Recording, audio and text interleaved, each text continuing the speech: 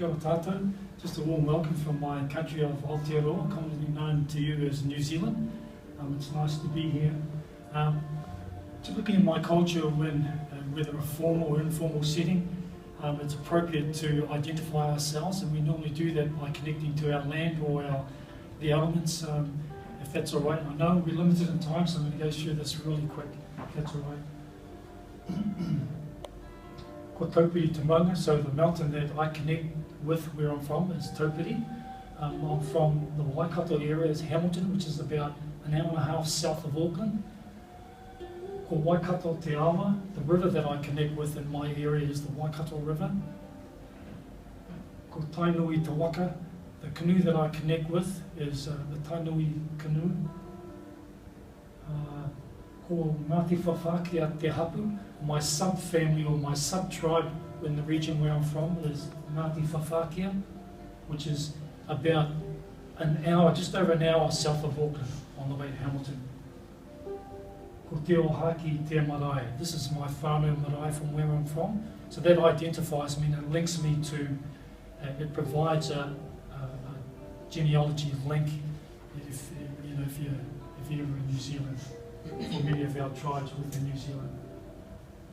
So the company I work for, as Uma said, is Te Wānanga or Aotearoa. Now we're from what I understand in the workshops that I've been attending, we're very similar to maybe the community colleges in America. So we are a tertiary institution. Most of our programs are at a foundation level from 2 to 4. And some of our programs, yes, we do have bachelor degrees and we have 1 master's degree. So we're, they've been around since 1983 is when it all began. And it basically began out of a young group of people that were failing in the system, predominantly Māori, Indigenous, that were failing. So that's where this institution started from. Just to give you a background before I carry on. So over the last 5 years, as you can see, 2009, we had a total annual student enrollment of nearly 37,000 students. And over the year, we've kind of decreased. Last year, we were 31,000. And that's for several reasons, government intervention. There's just quite a few reasons why everyone else. So we'll struggle. In regards to the ethnicity of our students, as you can see over the last 4 years, Māori make up 50% of the student enrollment for the year. And of course, Pacifica make up the other 10-11%. So student enrollment make up 60% of our Indigenous people from New Zealand. And as you know, New Zealand's the more southern part of Polynesia, of the islands. And so our demographic is totally different to what I'm hearing here at this conference. But a lot of similarities in the way that some of the strategies that we use in class in New Zealand. But we're doing a lot of great things. In trying to get this institution on, started back in the early 80s, there was a lot of resistance from government in New Zealand. And so eventually the government gave a bit of land in where I work at head office in Te Amutu. Now this land was the local dump that the government gave to our people. So now we've built it into a beautiful facility. This is head office, and it's just a wonderful. These were videos that are supposed to take you inside the building, taking you into our offices and giving you a look at this beautiful facility that we're so fortunate to be a part of. I started with the organisation in 2008 in a campus in Hamilton, in our Brotherhood campus.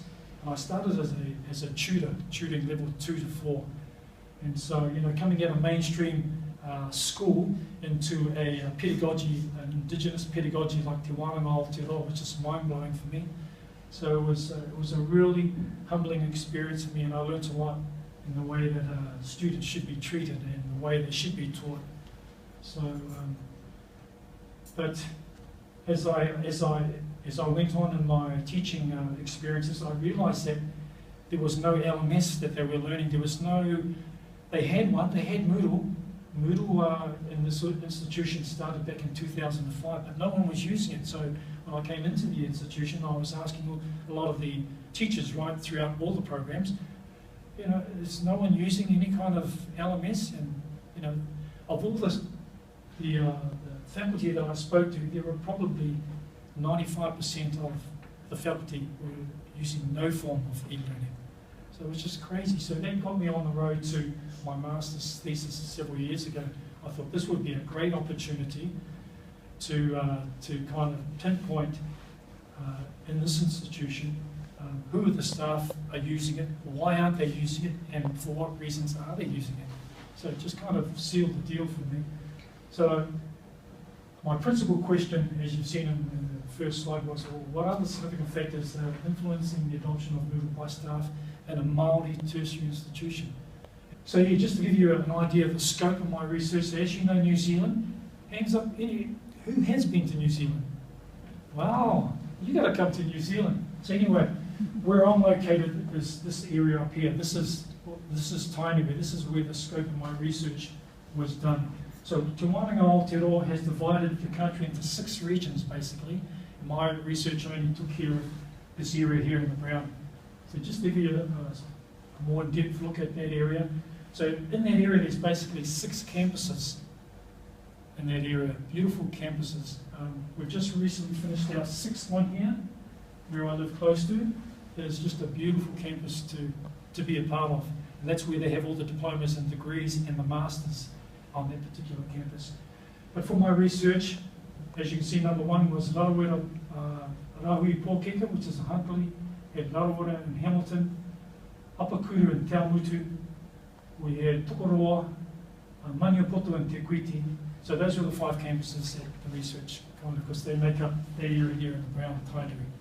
Still realising that there's 6 areas, because the Wānanga is quite big for New Zealand. We deliver out of the top of New Zealand all the way to the bottom of Inca. So just to give you an idea of some numbers, teaching staff only is what I did my research on. So this is the numbers of teaching staff in those areas. So once again, we're small. So there was approximately 133 kaiaka or tutors the research looked at. So my methodology was Survey Monkey, for my survey, a series of interviews. They had 2 phases of interviews, and of course just with observations and some robust discussions with a lot of the faculty, teaching staff. So just to give you an idea of some of the programs right across the board, these were the programs here. So you got to realize. So, and of course, 50% were made up of computing business people, teachers. Unfortunately, it may seem biased, but that's how it is. I guess you would know with respondents in the surveys and so on. So one of the significant factors that were influencing staff were our guiding principles. And this is the thing that I learned when I first joined the institution. It made me very, very humble to be part of this wonderful institution. So the guiding principles are made up of our philosophy, our mission, our values, our strategic attributes. So those are the things that make us so unique for mainstream education. I'll let you have a look at some of those. So with our principles, like this kite, or this basket that is woven and embedded and blended, a lot of our principles are embedded in our policies and our strategies and the way that we treat people, our students, our interaction. So it's just, like I said, it's really, I've never seen it, I've never experienced it before, but this is the foundation of Te Wānanga or Aotearoa as our principles. For example, our philosophy. And one of the great things that I liked about our philosophy is that it provided a holistic education opportunity, not to say that other mainstream universities don't, but of the highest quality for Māori, peoples of Aotearoa, New Zealand, and the rest of the world. So it's not just for Māori, it's for the whole world. Yeah. So it provided that. So, so it informs a lot of. I'll go to the next one. So our mission statement, as you can see, to provide education that best fits the aspirations of this generation. As you know, this generation is a technological generation. We all know that. Yeah. So it informs a lot of innovation, so to speak, and it has for IT policies and procedures and the way that we engage with technology, if you know what I mean, and faculty and staff and our professional development. So it informs a lot of that. So, there's a lot more, but I know for time, we're running out of time. Our strategic attributes, as you can see, driving innovative education, so efficiency and effectiveness of delivery of key stakeholders. So here's an example of one of the IT policies that I've put into my research, and as I've said, that our values are blended into our curriculum, are blended in the way that we act, are blended into our policies and procedures. For example, this is what we call our values, or takipu in Māori. So our values, koha, katiakitanga, mauriora, and ahurutanga. So koha is just our contribution to whatever space or environment we work in. Katiakitanga is our guardianship over whatever environment we work in. Then we have ahurutanga, a safe place not only for faculty but for staff. And of course, mauriora, a healthy space, mind and spirit. So these values are all blended into what makes up our staff and why we engage and why we don't engage, I suppose. And as you can see, I'm not going to read out all those, but 5 minutes. 5 minutes, okay.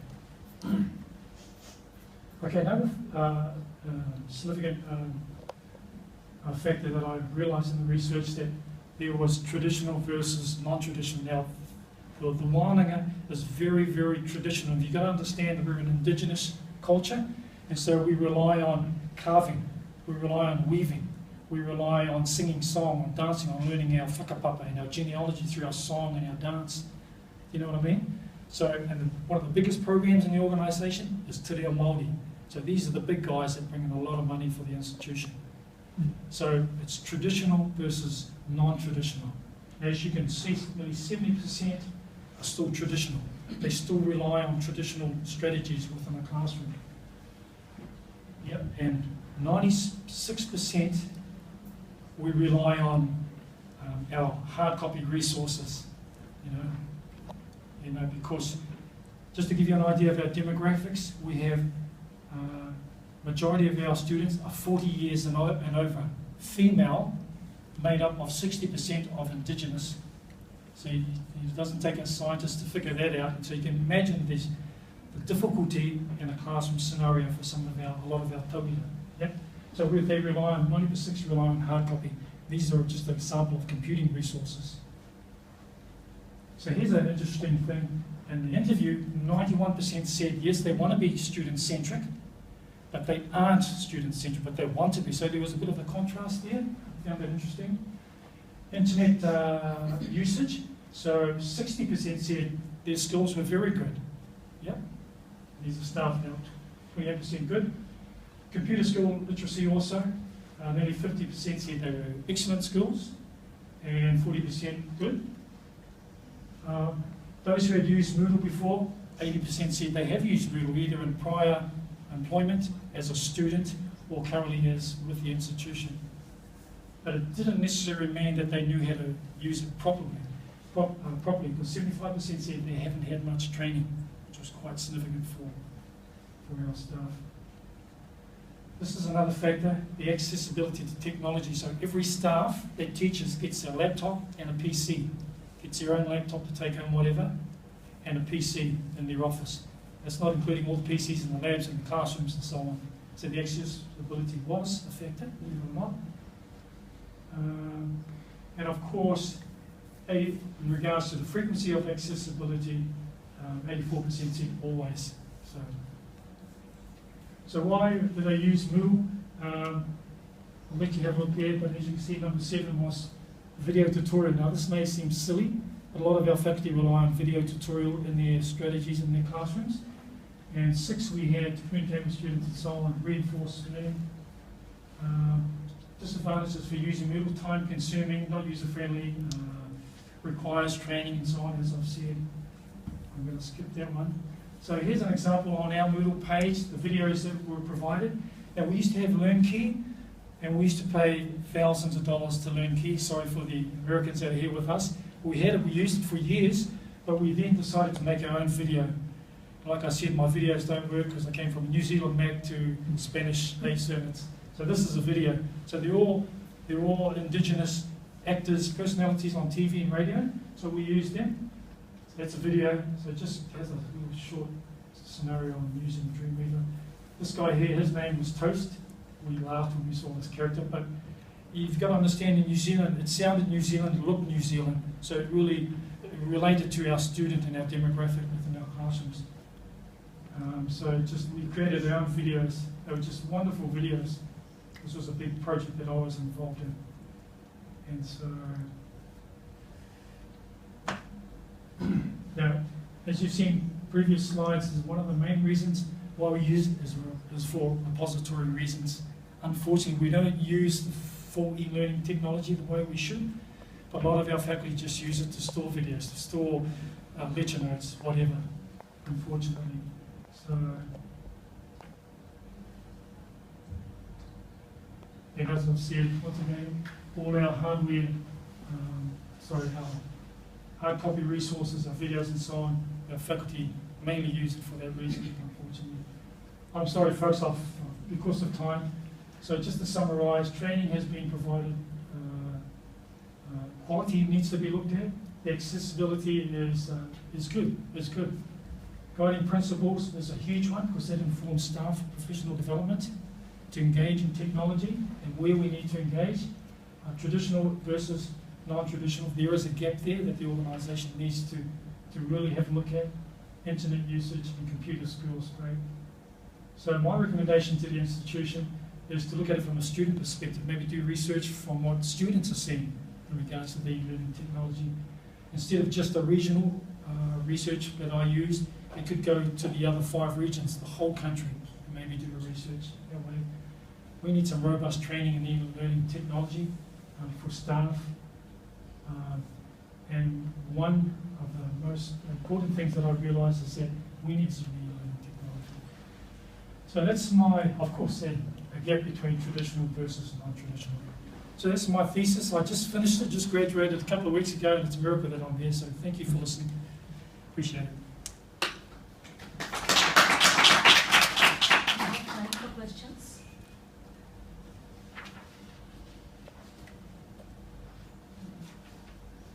Right. So, I have a question. Yeah.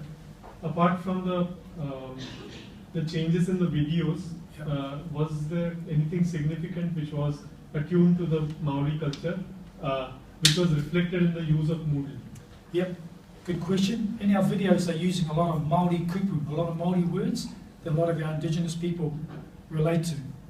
So if you can imagine going from the American Learn Key to now a Māori Indigenous video made from us with our own actors and our, and a lot of Māori kupu or phrases in there that we can relate to, because the majority of our students are Māori. So, yeah, great question. And it's been very successful from that point, but it's just a small percentage of e-learning technology, unfortunately, that our faculty engage with. Because like I said, most of their argument is, why should we use modern technology when we're successful in our delivery with our students that want to take those classes? But they don't see the benefit that this can reinforce their learning, whatever way they use that technology. There's just so many benefits that, like I said, the institution really need to look at. So, I don't know your culture well enough to say this, but I know in a lot of cultures, the use of oral narratives are something that kind of can work as a bridge. Is that something that might work better there in terms of making a bridge between sort of an oral narrative storytelling to the sharing of those through technology? That's a very good question, because, like I said, we're doing a lot of good things, and that's one of the things that they are doing. Yeah. They're reflecting. They're reflecting the students are becoming more involved in their learning, through different narratives and things like that, and they're recording them too. So they actually go on to a marae, the picture I had of a marae. So in our culture, when visitors come, they get welcomed into what we call a pōwhiri, or a formal welcoming. So for our te reo Māori students, even my wife and I, we don't speak te reo fluently, but we're learning, we're taking introductory classes. We have to go on to the marae, we have to learn a whai kōrero, and we have to speak on behalf of the whole group when the visitors are coming on. It's really frightening. It's really scary if you haven't been brought up, in your culture, which I haven't, but I'm learning. And then my wife's not even Māori, she's from Tahiti, and she had to give a mihi. So it's a really engaging learning environment in this kind of pedagogy to mainstream. I love it, it's really wonderful, but there's a few things that we can be better at, I reckon. So did you do this specifically for teaching in computing or even for other? It was just a research, a master thesis opportunity that I said, yeah, that's great. because it just came down, like I said, that no one was using Moodle. It had been there since 2005, and I started in 2008. So everyone I was asking within that tiny area, they go, no, I don't use Moodle. So I taught myself, and I started to put resources on there, and in some way getting those students to engage. The technical training about using Moodle, or is there Just the technical training on how to use Moodle, how to set up their own Moodle page for their program. Because there's so many variations in each program at the one. So, like I said, we had training, but it was very. No, but how do you address the change in the attitude, like towards the traditional and non-traditional? Well, see,